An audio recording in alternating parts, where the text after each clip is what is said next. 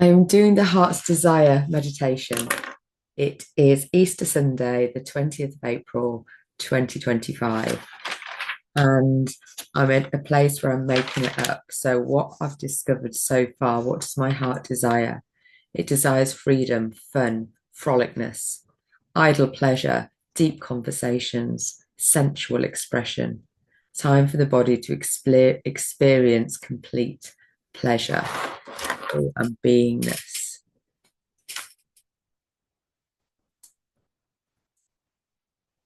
And even that, even saying it's pleasure is putting a judgment on it. So just being and being okay with nothing.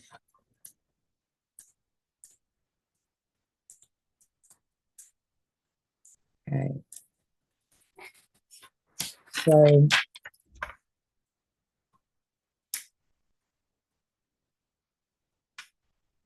I'll read you through what's been said.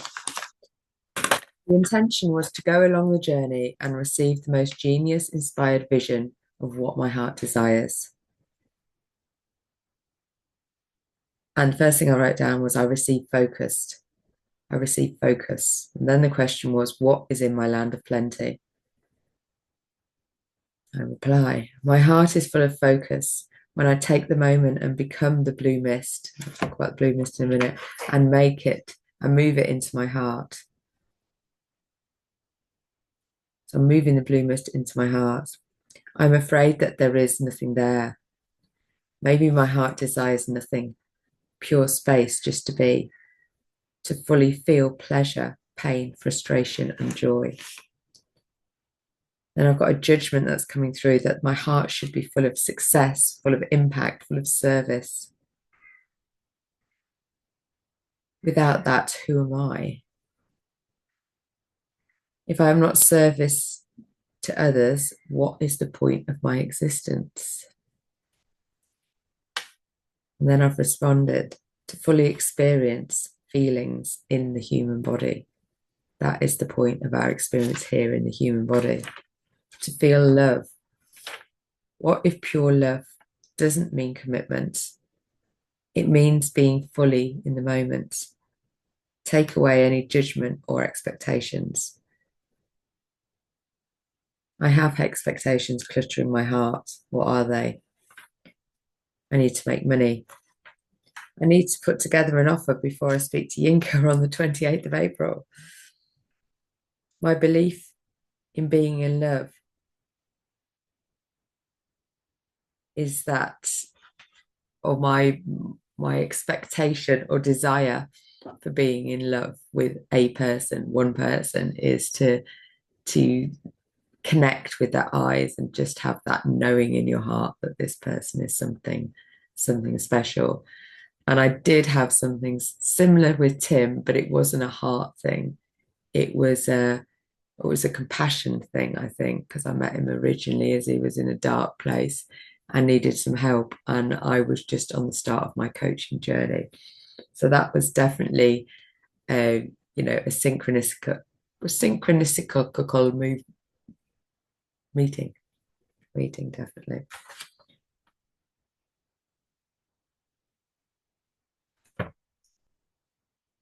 Um, so yeah, my expectations, yes, is that I need to have immediate connection with somebody in order for them to be a love in my life. And I've also put that they are the one. So I've got an expectation still that there's only one can fulfill that. So yeah, so I have a belief that there is one, and I haven't totally fully embraced or got to what that could mean to my heart's desire of the ethical non-monogamy. And that is really about being in the moment, not thinking about anybody else because, or anything else, or anywhere else you could be. There are always options. And when you're having more than one intimate partner or significant, person in your life, then it's it's more of a challenge to be in the moment because there's more things, more moving parts to think about. But this is the surrendering piece of recognizing that when you surrender to what is, then the beauty will be allowed to emerge. Um, so then I wrote, my question was, how can I allow in their love and adoration? And then I've put surrender to the moment, close my eyes, heighten my senses, connect with my heart and my yoni. And even when I was writing that, I could feel little tingles going up my up into my root chakra, into my sacral. Oh yeah. So what is it? So then I get back to the point. So what is it my heart desires? To feel love in every cell of my body, a love without expectation, a love with freedom, with pleasure, with pressure, with I can't say it. A love with freedom, a love with presence, a love with pleasure. Slow down, Gina, and you can pronounce the P's, which is nice. Presence of pleasure.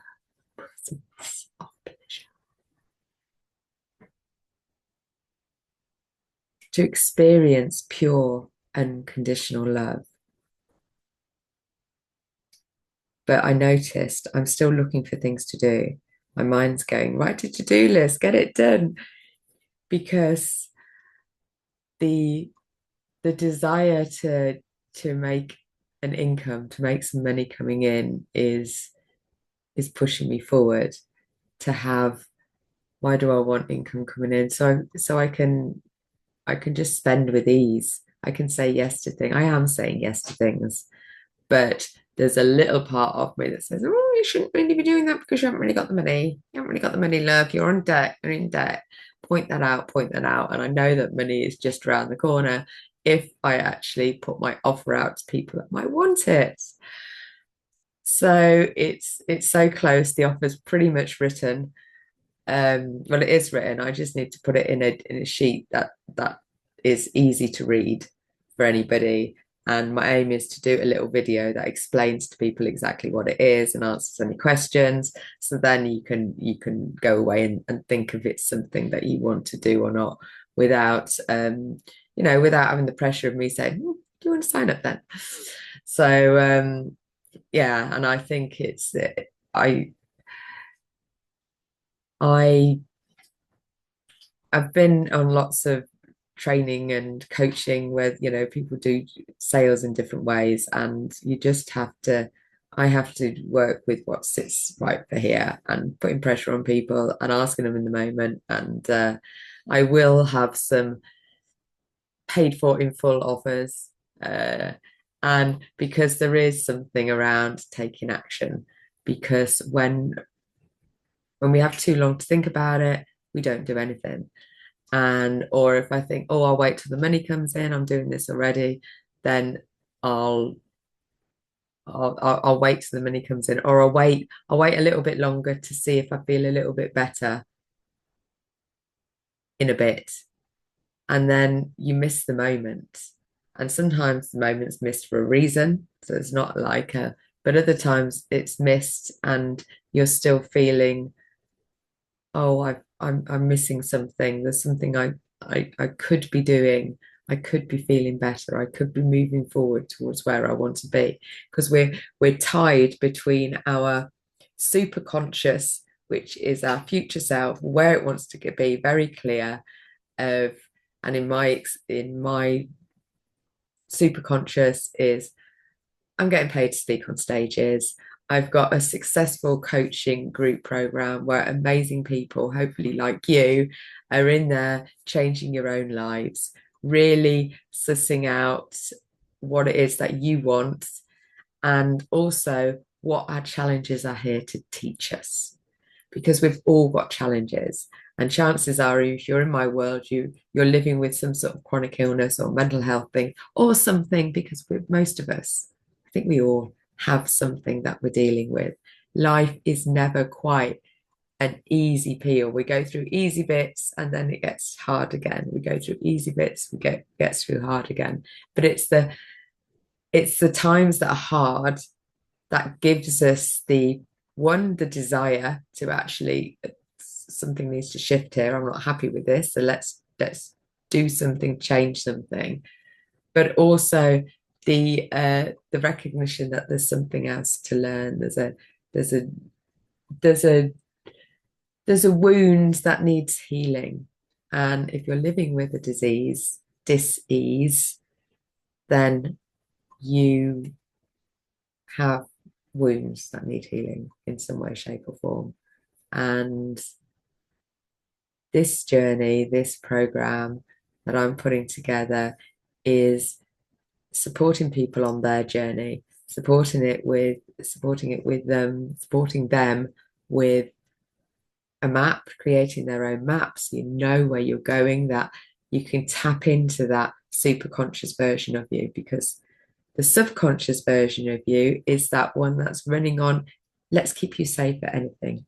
We must keep you safe. We must keep you safe. We must keep you safe. And your superconscious is going, don't need to be safe. I am supported. Everything is going to work out exactly as it was, exactly as it needs to be.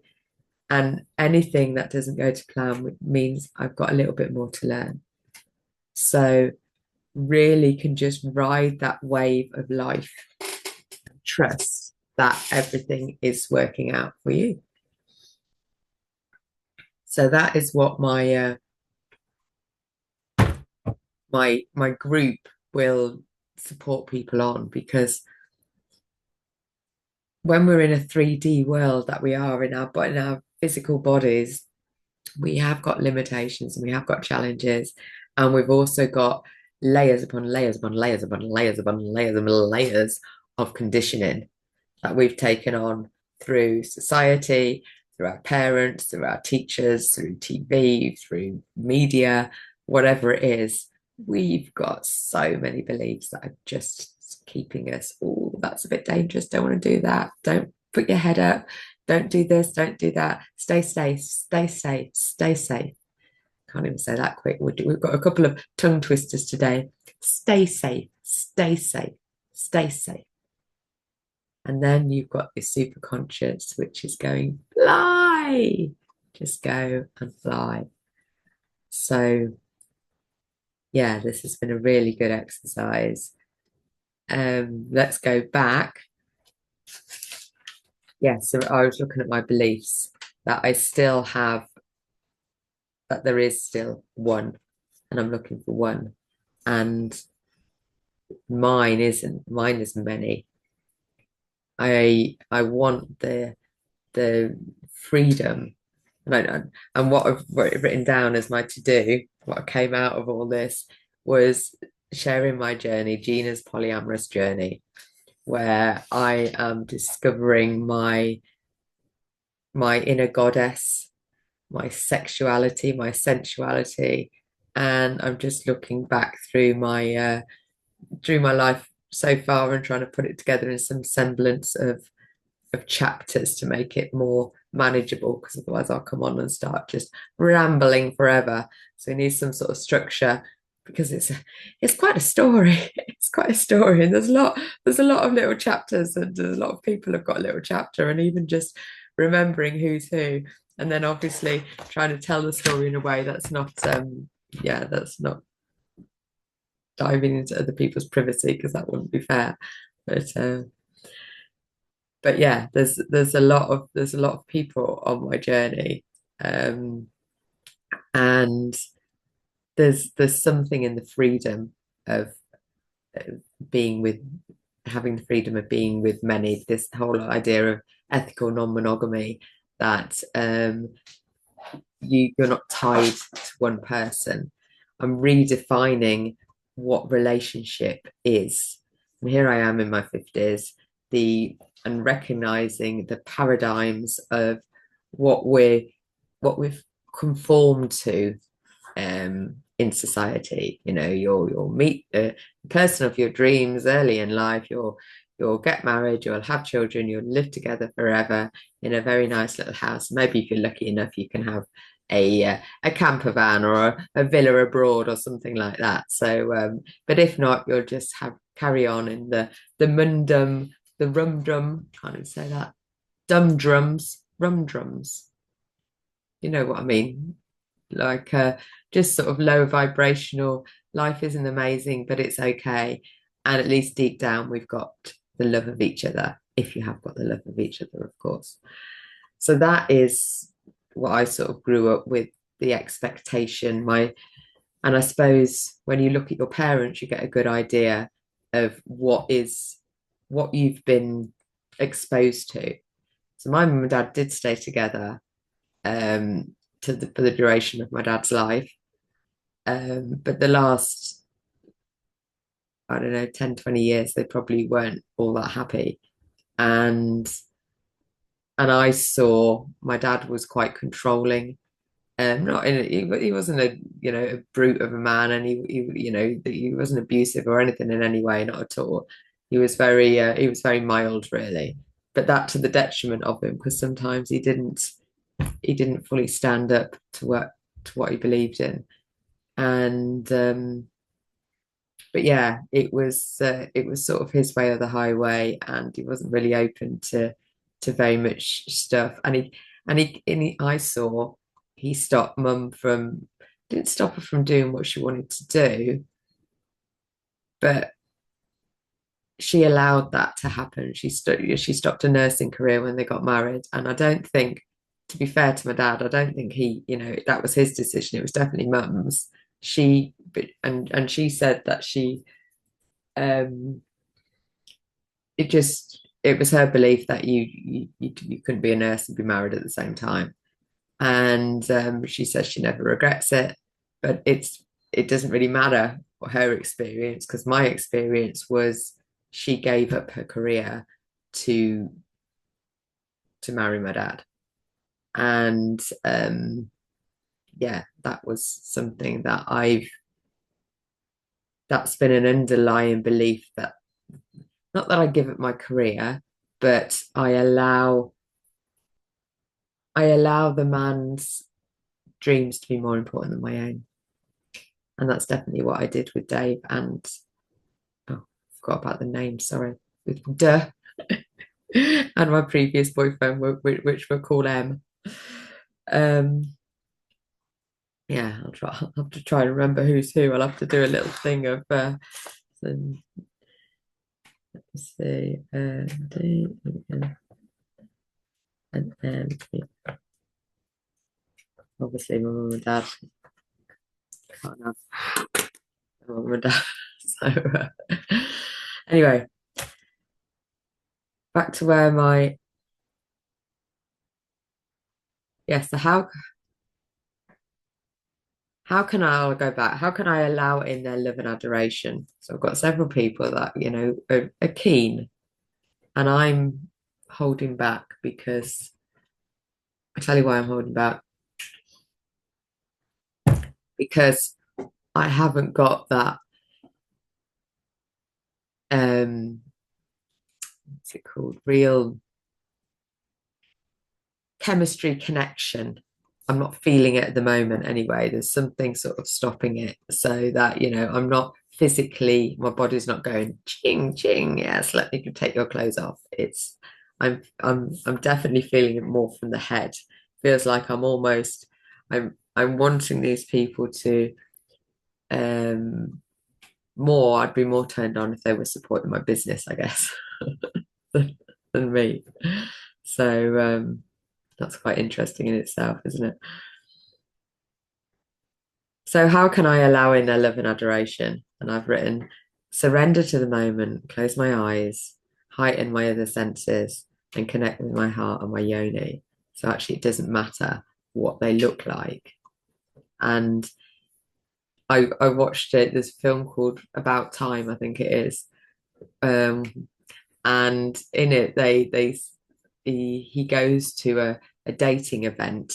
He's a young single lad, goes to a dating event. It was all in the dark, so they only got to speak and to yeah, they could, I suppose they could touch, but it was, they were eating dinner, so it wasn't like an orgy or anything. But they got to know each other without your sight. And actually, I think, what if I didn't have my sight? What would I be perceiving? Because I think there's a lot in our, we're almost taught physical beauty is, well, it is, isn't it? It's meant to, if somebody is more symmetrical, that makes them deemed more attractive. If they're more symmetrical, their bodies are likely to be good for reproduction, which is, of course, the whole basis of our connection with each other, really. But ours as human beings is a lot deeper than just animal attraction and mating, isn't it? We can connect at a soul level through sex and through, yeah, intimacy and exploring each other's bodies, because we've both got these amazing vessels that can just do incredible things. It's almost like it doesn't matter how many times you orgasm, they all feel slightly different. So we've got this abundance of pleasure that's just available if we allow it. And most of the time, certainly from my point of view, I'm not allowing it because I'm too busy saving the world, changing the world, but saving the world. Yeah, like it needs Gina to save it.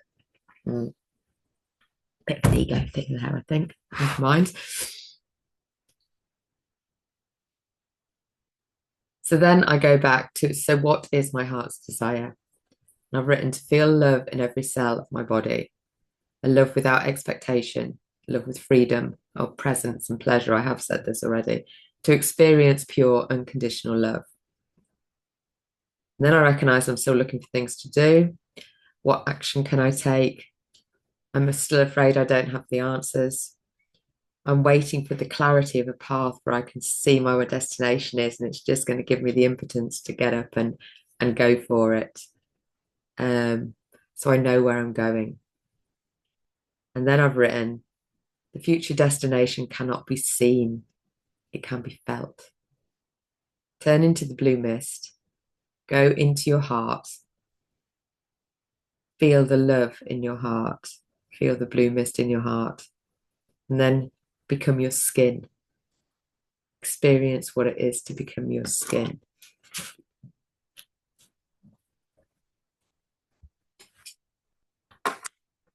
Your yoni, or your reproductive organs, whatever they look like, become it and actually experience it from that point of view.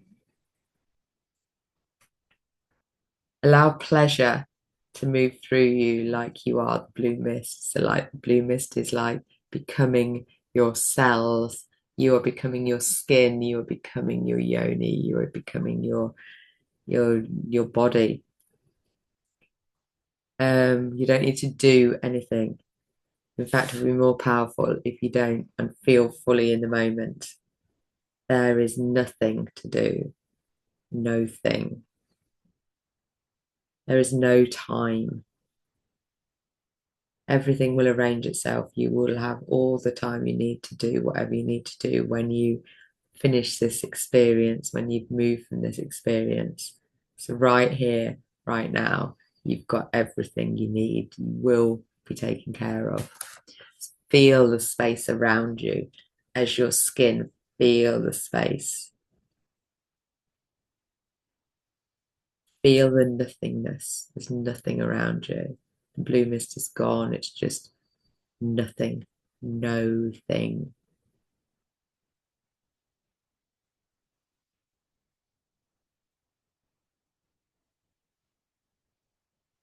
Be in that space and notice what is taking your attention. So if anything takes, when you're in this space, if anything's taking your attention out and you can feel your head go in, just write down what's come up.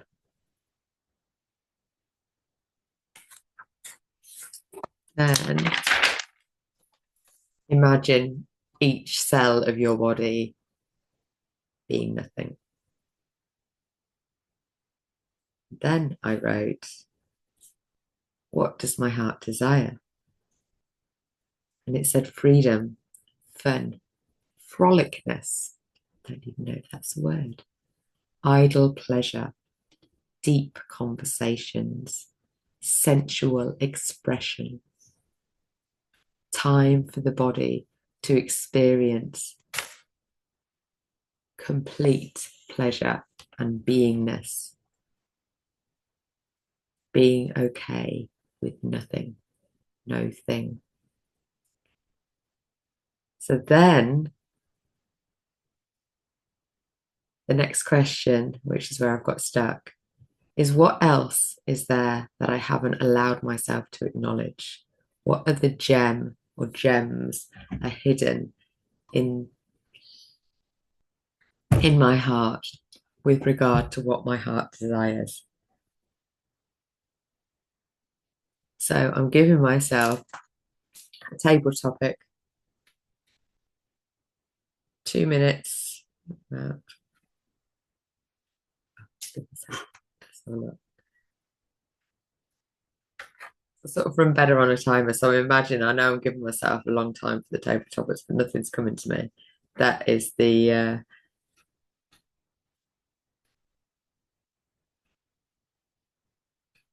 right. I'm going to time it and see where I get on. So my table topic today is is what does my heart desire? What gem is in there that you haven't already exposed? What is it that wants to come out and share its wisdom with you? So, Gina Jansen, with your table topic of what else does my heart want to show me? Just share, fellow Toastmasters, what does my heart want to show me? Immediately, my mind goes blank. I have no idea. Then I feel the pressure of saying, I don't know. And if I don't know, I won't get it. Or if I don't know, I won't get it. Then I realize it's my head that's shouting this. My heart is quiet and at peace. I'm going to take a moment.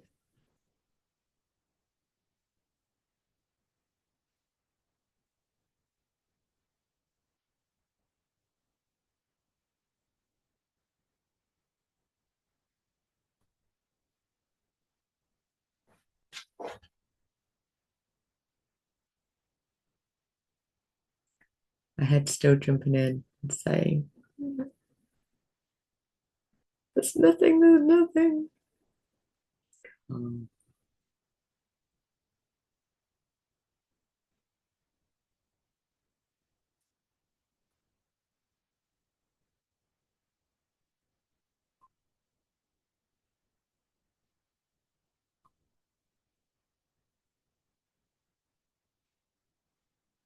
because I'm videoing it, I should have an answer already. So I've got expectations coming in that I don't know, can't feel.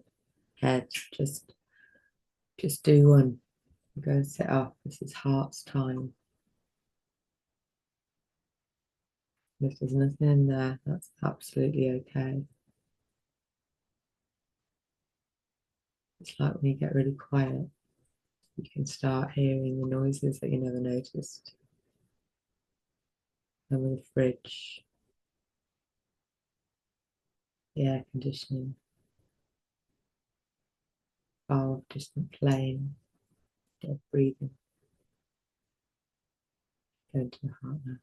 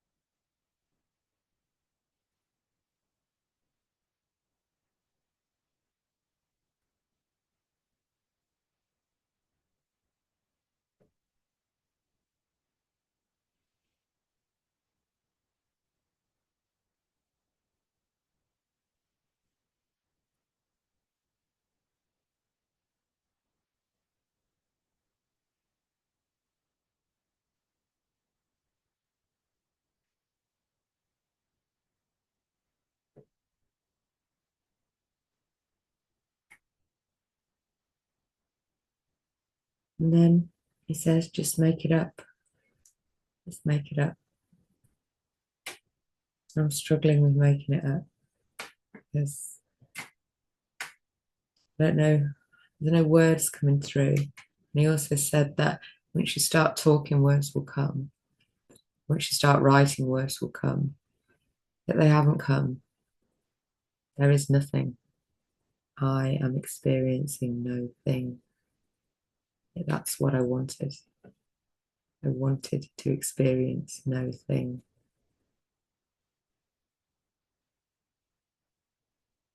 And realized that actually I did have an expectation that there was something rather than the answer being no thing. And the challenge is to allowing no thing more of the time, feeling it, even if it's just for a few minutes, carving out a time where this is my time. Nothing needs to happen in the next 15 minutes or 20 minutes or half an hour or an hour. This is my time. And I don't do that as often as would be beneficial. I tend to wait till I'm tired and lie down. I don't have purposeful time of no thing, even just 15 minutes a day. Quite often I'm listening to guided meditations, I'm relaxed, I'm pushing my mind into thoughts and getting things sorted. There are times when I can just lie down on the Shakti mat and my mind, slows right down. It usually ends up me falling asleep even for a little bit or remembering something that I should have done and jumping up and doing it. So this is about carving out space in my day for nothing, just 15 minutes. And I think I want to start with 15 minutes. That's what's coming through. But actually really breathing into my heart and um, breathing into my heart and feeling my body in all its gloriousness. So yeah, nothing. Take time for nothing.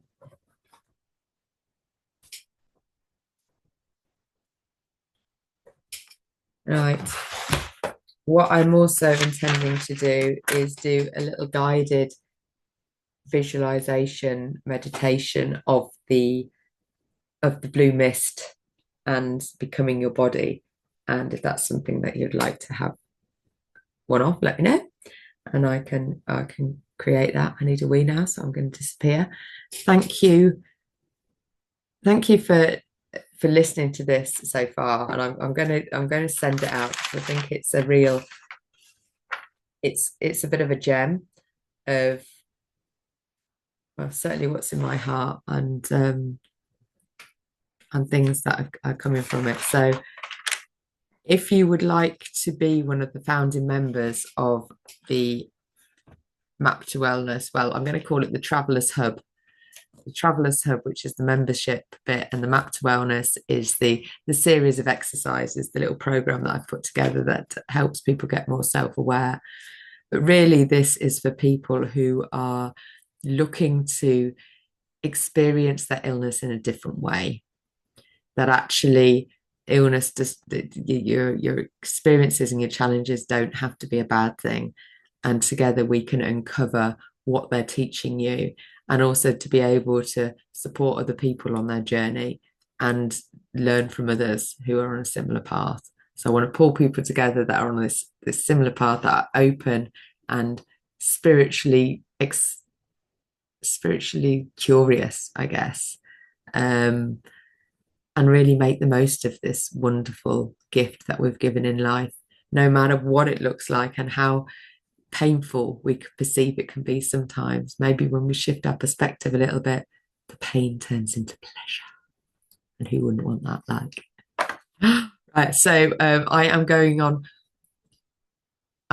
holiday Tuesday. So time is limited. But if you would like to have a copy of my little sales page that explains it all, and if you've got any questions, I'm not going to yeah, Highlands of Scotland or anything. I'm going to have Wi-Fi, so it's all good. I'm going to have to go cosmetically. So if you'd like to learn more about the Travellers Hub and the Map to Wellness, then ping me a little message and I'll send it across to you. You can have a think, and I'm around if you want to ask any questions. All right, my lovelies, I'll see you later.